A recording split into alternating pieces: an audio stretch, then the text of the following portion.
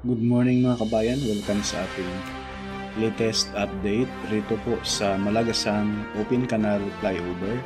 Masasilayan natin dito mga kabayan, ayan po yung baba. Yan na po yung Malagasang Open Canal Flyover na kung saan ngayon ay bago raw magpasko ay ito'y bubuksan na. Itong pakaliwa mga kabayan, papuntang Aguinaldo Highway.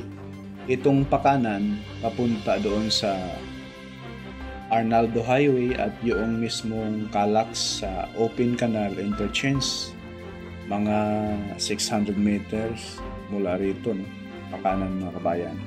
At narito na rin po sa bandang kanan yung mismong Imus LTO, no? Bagong LTO dyan sa gawing kanan mga kabayan. So itong kalsada na ito, yung sa gawing taas, yan ay papunta doon sa Dasmariñas Bayan. Papunta na po ng Tagaytay paakyat mga kabayan. So ito po yung i-upload natin sa ngayon. Okay, samahan niyo po si Purka Studio. Paki-like, paki-share at subscribe na rin po sa ating YouTube channel.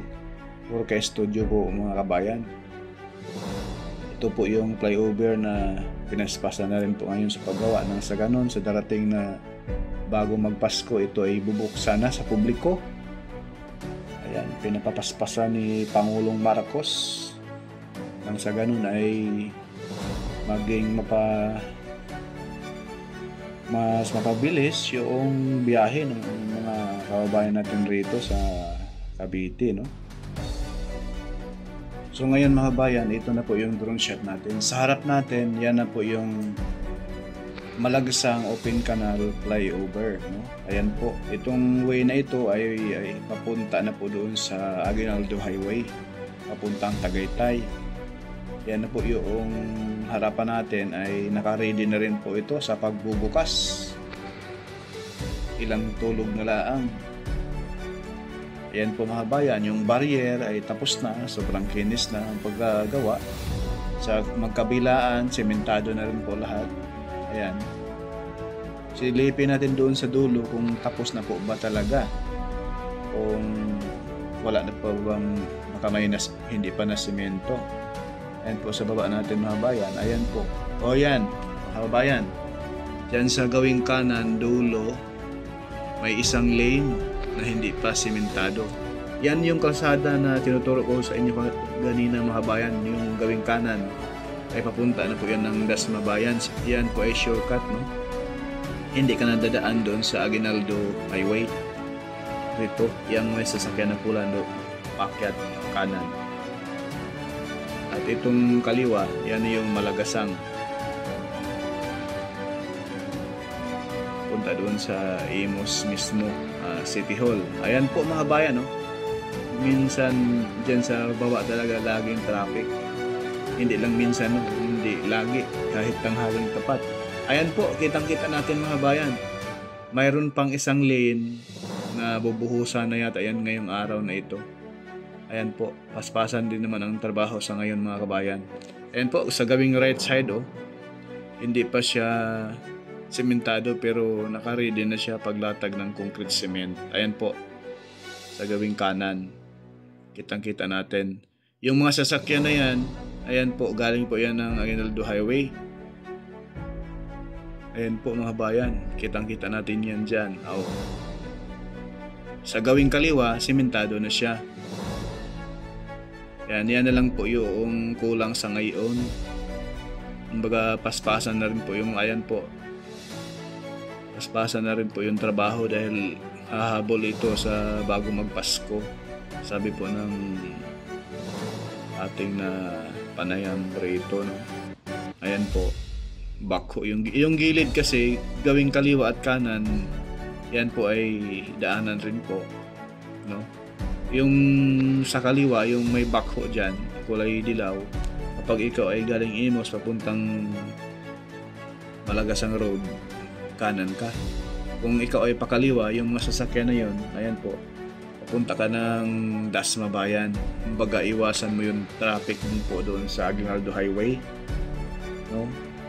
At dito rin po mga kabayan, kung diretsuhin mo yung tinuturo ko sa inyo kanina, mayroon na yung Sa unahan po, mga 1 kilometro mahigit, may daan na rin po yung Gentry, yung bypass road dyan, tagos na rito sa malapit dyan sa dito sa Open Canal Flyover, no? Diversion Road, nasa FB natin na upload. Ayan po yung gawing kanan yung Lazada na paakyat, yung tinuro ko sa inyo kanina. Yan na rin po yung way papunta dun sa bypass road papuntang Gentry. Ayan sa taas mga kabayan. Ayan po, konting ayos na lang, konting-konti na lang itong malagasang Open Canal Flyover ay tapos na. Yun nga po, sa bago raw magpasko ay maaga pa naman na mayroon pang halos 2 linggo, no? Kayang-kaya yan mga kabayan. Dahil halos 90% tapos na eh. Ayan po, dito sa gawing kanan ay masisilayan natin ay talagang sobrang kinis na. At napakaswerte nitong mga kababayan natin rin na nakatira. Dahil dito sa areang ito mga bayan, sa unahan, andyan na yung LTO ng Imus. Ayan po yung kulay dilaw na pintura na building doon sa unahan. At dyan na rin po sa unahan yung Open Canal Interchange ng Calax. Napakaganda nitong lugar at asahan natin yung lugar na ito ay mas maraming mga negosyo, mga subdivision na magsulputan rito sa area dahil po sa napakaganda yung lugar at wala rin pong baha rito dahil may malaking ilog doon. Yung Open Canal nga doon sa unahan mga kabayan. At mayroon pang ayan po, may mga malalaking establishmento na rin pong ito tayo rin eh. At dire-diretso na rin po doon sa dulo yung River Park, no? Na magtatayo rin po doon ng malalaking shopping mall at grocery store, no? Ayan po yung sa unahan, yung building na tinayo dyan ay ano raw, isang fast food. Ayan sa kaliwa, kitang-kita natin yung LTO Imus sa kaliwa mga kabayan, yung gilid ng kulay dilaw na pintura na building. Yan na po yung bagong LTO ng Imus Cavite, no? Ang Imus Cavite mga kabayan ay napakagandang lugar. Kaya hindi tayo magtataka na mas maraming mga negosyanteng manghunan dito sa area. Lalo na po, andyan na rin po yung Calax.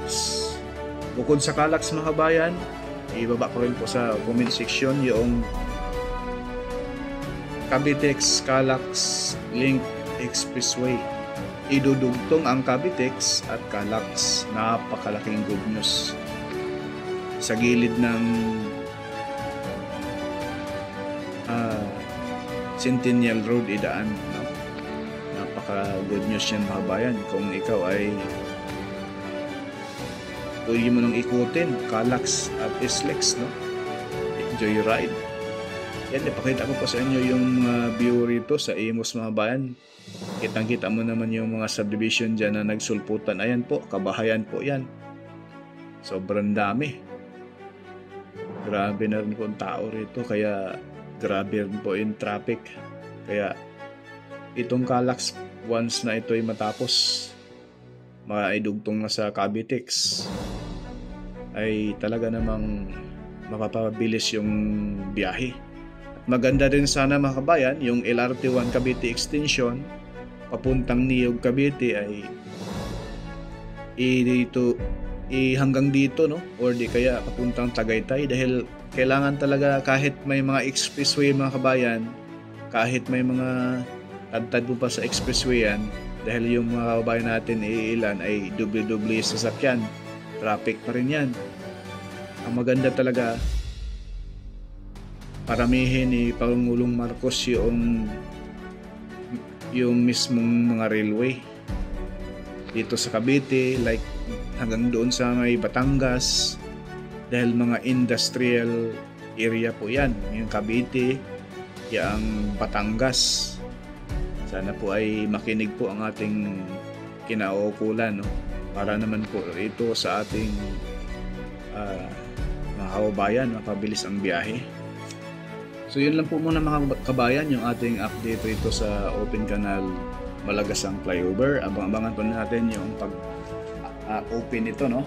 I-vlog din po natin.